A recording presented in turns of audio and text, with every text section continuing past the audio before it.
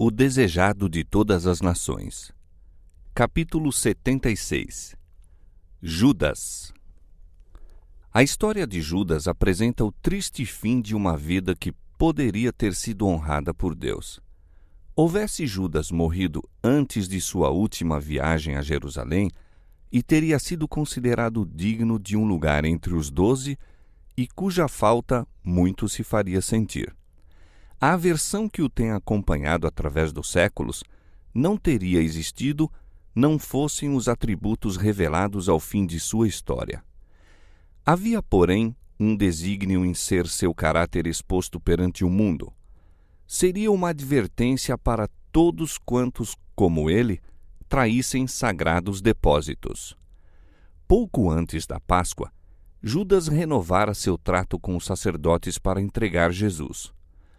Combinou-se então que o Salvador fosse aprisionado imediatamente no retiro aonde costumava ir para orar e meditar. Desde a festa em casa de Simão, tivera Judas oportunidade de refletir no ato que concordara praticar, mas seu propósito ficou imutável. Por 30 moedas de prata, o preço de um escravo, vendeu o Senhor da Glória para a ignomínia e a morte. Judas tinha naturalmente grande amor ao dinheiro, mas não fora sempre bastante corrupto para praticar um ato como esse. Alimentara um mau espírito de avareza até que se lhe tornara o motivo dominante na vida. O amor de Mamon sobrepujara o amor de Cristo. Tornando-se escravo de um vício, entregou-se a Satanás para ser impelido a toda a extensão do pecado. Judas unira-se aos discípulos quando as multidões seguiam a Cristo. Os ensinos do Salvador lhes tocavam o coração enquanto, suspensos de seus lábios, escutavam o que dizia na sinagoga, à margem do lago, sobre o monte. Judas via os doentes, os coxos, os cegos aglomerarem-se em torno de Jesus, vindos de aldeias e cidades. Via os moribundos que lhe punham aos pés. Testemunhava as poderosas obras do Salvador na cura dos enfermos, na expulsão de demônios, na ressurreição de mortos. Experimentava em si mesmo o testemunho do poder de Cristo. Reconhecia serem seus ensinos superiores a tudo quanto ouvira anteriormente. Amava o grande mestre e anelava estar com ele. Tivera desejo de ser transformado no caráter e na vida, e esperava experimentar isso mediante sua ligação com Jesus. O Salvador não repelira Judas. Dera-lhe lugar entre os 12. Confiou-lhe a obra de evangelista. Dotou-o de poder para curar os doentes e expulsar os demônios. Mas Judas não chegou ao ponto de render-se inteiramente a Cristo. Não renunciou às suas ambições terrenas, nem a seu amor ao dinheiro. Ao passo que aceitava a posição de ministro de Cristo, não se colocou no divino molde. Achava que podia reter seus próprios juízos e opiniões e cultivou as disposições de criticar e acusar. Judas era altamente considerado pelos discípulos e exercia sobre eles grande influência. Tinha em elevada estima as próprias aptidões e considerava seus irmãos como muito inferiores a si no discernimento e na capacidade. Não viam suas oportunidades, pensava, nem se aproveitavam das circunstâncias. A igreja nunca prosperaria tendo como guias homens de vistas assim curtas. Pedro era impetuoso, agia sem consideração. João, que entesourava as verdades caídas dos lábios de Cristo, era olhado por Judas como um fraco financista. Mateus, cujo preparo lhe ensinara a ser exato em tudo, era tão meticuloso em questões de honestidade e estava sempre pensando nas palavras de Cristo, absorvendo-se com elas por tal forma que, segundo o juízo de Judas, não era de confiar que fosse capaz de agir com argúcia e vasto alcance nos negócios. Assim passava Judas em revista todos os discípulos e lisonjeava-se de que a igreja se veria muitas vezes em perplexidades e apuros, não fora sua habilidade como administrador. considerava-se o capaz, o inexcedível. Era, em sua própria estima, uma honra para a causa e, como tal, se apresentava sempre. Judas estava cego para a fraqueza de seu caráter e Cristo o colocou onde pudesse ter oportunidade de ver e corrigir isso. Como tesoureiro dos discípulos, era chamado a providenciar quanto às pequeninas necessidades do grupozinho e a suprir as faltas dos pobres. Quando no cenáculo Jesus lhe disse: "O que fazes, falo depressa", pensaram os discípulos que ele lhe pedira que comprasse o que era preciso para a festa ou que desse qualquer coisa aos pobres. Servindo aos outros, Judas poderia haver desenvolvido espírito abnegado, mas ao passo que ouvia diariamente as lições de Cristo e lhe testemunhava a vida isenta de egoísmo, Judas condescendia com sua disposição cobiçosa. As pequenas quantias que lhe chegavam às mãos eram uma tentação contínua. Muitas vezes, ao prestar qualquer serviçozinho a Cristo ou dedicar tempo a fins religiosos, remunerava-se à custa desses parcos fundos. Esses pretextos serviam a seus olhos de escusa para a ação que praticava. Perante Deus, porém, era ladrão. A tantas vezes repetida a declaração de Cristo de que seu reino não era deste mundo, irritava Judas. Estabeleceram um limite de espera à obra de Jesus. Em seus cálculos, João Batista devia ser libertado da prisão, mas eis que foi permitido ser ele degolado. E Jesus, em vez de afirmar seu direito real e vingar a morte de João, retirou-se com os discípulos para um lugar no campo. Judas queria uma luta mais agressiva. Pensava que, se Jesus não impedisse os discípulos de executar os próprios planos, a obra seria mais bem-sucedida. Observava a crescente inimizade dos guias judaicos e via seus desafios desprezados quando pediram a Cristo um sinal do céu. Abriu-se-lhe o coração à incredulidade e o inimigo forneceu pensamentos de dúvida e rebelião. Por que Jesus se demorava tanto em coisas desanimadoras?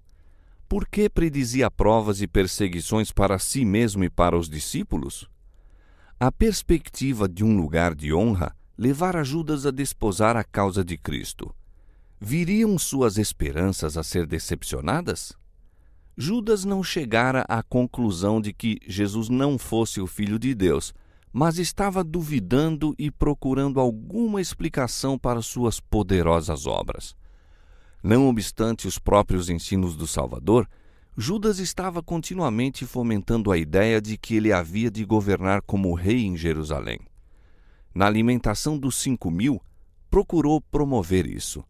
Nessa ocasião, Judas ajudou na distribuição do alimento à multidão faminta. Teve oportunidade de ver o benefício que estava em seu poder fazer aos outros. Experimentou a satisfação que sempre acompanha o serviço para Deus. Auxiliou a levar a Jesus os enfermos dentre a multidão. Viu que alívio, que alegria e satisfação sobrevêm ao coração humano mediante o poder de curar do restaurador. Poderia ter compreendido os métodos de Cristo, mas cegavam nos seus desejos egoístas. Judas foi o primeiro a aproveitar-se do entusiasmo excitado pelo milagre dos pães. Foi ele que arquitetou o plano de apoderar-se de Cristo à força e fazê-lo rei. Altas eram suas esperanças, amarga sua decepção.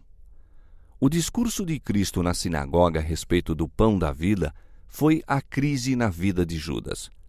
Ouviu as palavras: "Se não comerdes a carne do Filho do Homem e não beberdes o seu sangue, não tereis vida em vós mesmos." Viu que Cristo oferecia bens espirituais em vez de terrenos. Julgava enxergar longe e pensou poder ver que Jesus não teria honras e não poderia conceder altas posições a seus seguidores. Decidiu não se unir a Cristo tão intimamente que não se pudesse retirar. Vigiaria, e assim fez. Daquele tempo em diante, exprimia dúvidas que confundiam os discípulos. Introduzia controvérsias e extraviados sentimentos empregando os argumentos apresentados pelos escribas e fariseus contra as reivindicações de Cristo. Todas as pequenas e grandes aflições e contrariedades, as dificuldades e aparentes obstáculos ao avançamento do Evangelho, Judas interpretava como testemunhos contra sua veracidade. Apresentava textos da Escritura que não tinham nenhuma ligação com as verdades que Cristo estava expondo. Essas passagens, separadas de seu contexto, deixavam os discípulos perplexos, acrescentando o desânimo que os assaltava de contínuo. Todavia, tudo isso era feito por Judas de maneira a parecer que era consciencioso. E ao passo que os discípulos estavam em busca de provas que confirmassem as palavras do grande mestre, Judas, quase imperceptivelmente, os queria levar para outro rumo.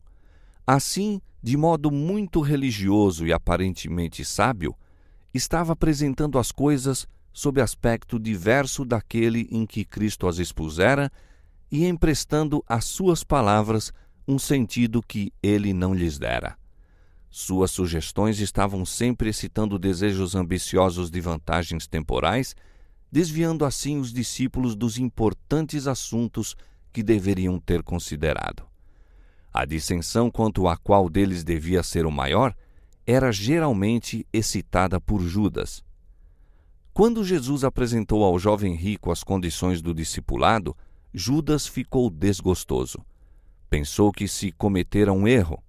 Se homens como esse rico príncipe se unissem aos crentes, ajudariam a manter a causa de Cristo. Se ao menos ele, Judas, fosse admitido como conselheiro, pensava, poderia sugerir muitos planos para a prosperidade da pequenina igreja. Seus princípios e métodos haviam de diferir em tanto dos de Cristo, mas, nessas coisas, se julgava mais sábio do que Jesus. Em tudo quanto Cristo dizia aos discípulos, havia qualquer coisa com a qual no coração Judas não concordava. Sob sua influência fazia rápidos progressos o fermento da deslealdade. Os discípulos não percebiam em tudo isso o verdadeiro agente, mas Jesus via que Satanás estava comunicando a Judas os seus atributos e abrindo assim um conduto mediante o qual viria influenciar os outros discípulos. Isso declara Cristo 1 ano antes da traição. Não os escolhi a vós os 12? Disse ele. Um de vós é um diabo. Todavia, Judas não fazia oposição aberta, nem parecia duvidar das lições do Salvador. Não murmurou exteriormente até o tempo da festa em casa de Simão. Quando Maria ungiu os pés do Salvador, Judas manifestou sua disposição cobiçosa. Ante a reprovação de Jesus, o espírito pareceu tornar-se-lhe em fel. Orgulho ferido e desejo de vingança derribaram as barreiras e dominou a ganância com que por tanto tempo condescendera. Será essa a experiência de todo aquele que persistir em contemporizar com o pecado. Os elementos de depravação a que não se resiste ou que não são vencidos correspondem à tentação de Satanás e a alma é levada cativa à sua vontade. Mas Judas não estava de todo endurecido. Mesmo depois de se ter 2 vezes comprometido a trair seu Salvador, havia oportunidade de arrependimento.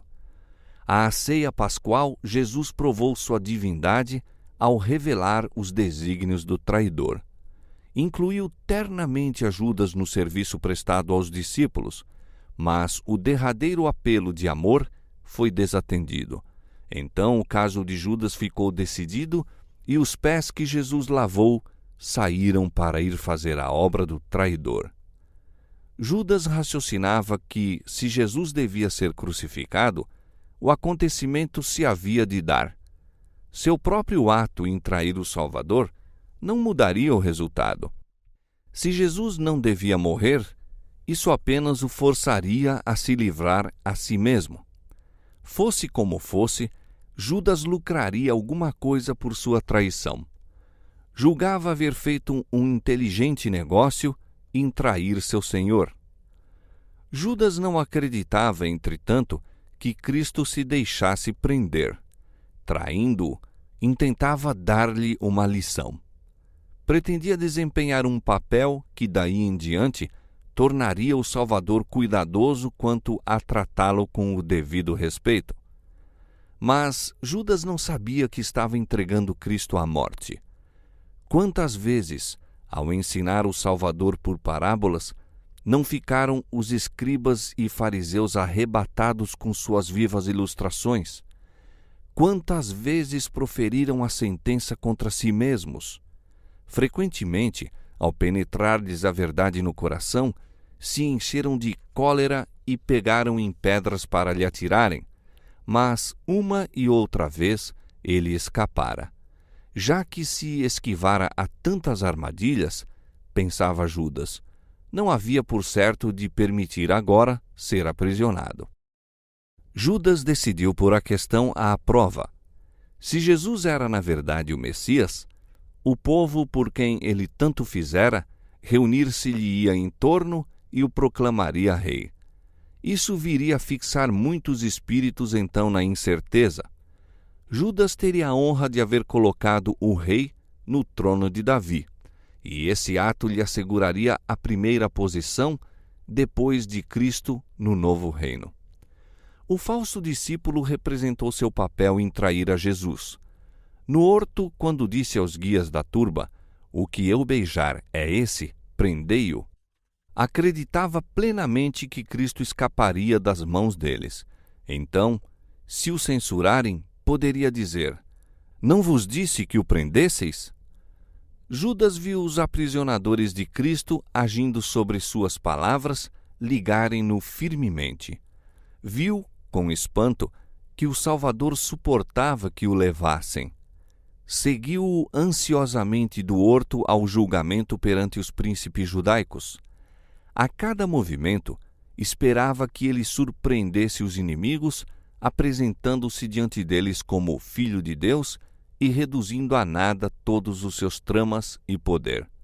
Mas, à medida que passava hora após hora e Jesus se submetia a todos os maus tratos sobre ele acumulados, apoderou-se do traidor o terrível temor de que tivesse vendido seu mestre para a morte.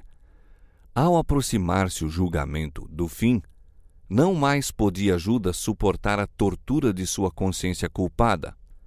De súbito soou pela sala uma voz rouca que produziu em todos os corações um frêmito de terror. "Ele é inocente! Poupa-o, ó Caifás!"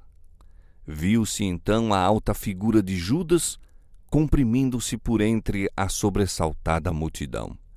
Tinha o rosto pálido e decomposto, e borbulhavam-lhe na fronte grandes gotas de suor. Precipitando-se para o trono do juízo, atirou perante o sumo sacerdote as moedas de prata, preço de sua traição ao seu senhor. Agarrando ansiosamente as vestes de Caifás, implorou-lhe que soltasse Jesus, declarando que ele nada fizera digno de morte. Caifás repeliu-o zangado, mas ficou confuso e não sabia que dizer. Revelara-se a perfídia dos sacerdotes. Era evidente que tinham subornado o discípulo para trair o mestre. "Pequei", gritou Judas, "traindo o sangue inocente."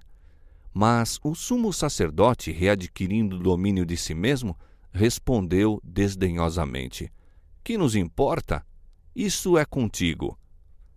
Os sacerdotes tinham estado dispostos a fazer de Judas seu instrumento. Desprezaram-lhe, porém, a baixeza. Ao volver para eles com sua confissão, desdenharam-no. Judas lançou-se então aos pés de Jesus, reconhecendo-o como o Filho de Deus e suplicando-lhe que se livrasse a si mesmo. O Salvador não repreendeu o traidor. Sabia que Judas não se arrependera.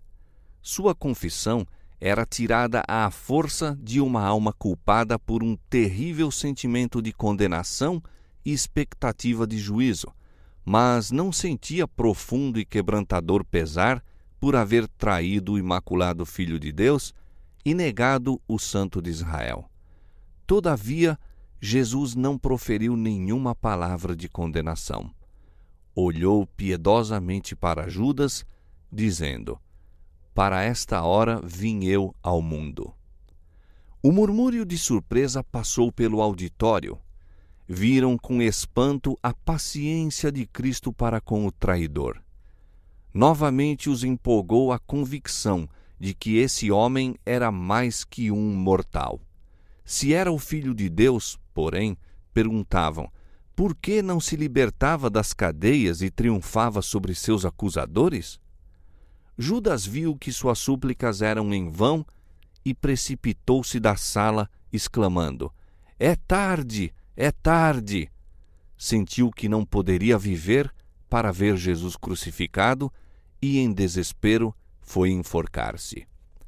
Mais tarde, naquele mesmo dia, a caminho da sala de Pilatos para o Calvário, houve uma interrupção nos gritos e zombaria da turba ímpia que levava Jesus ao lugar da crucifixão.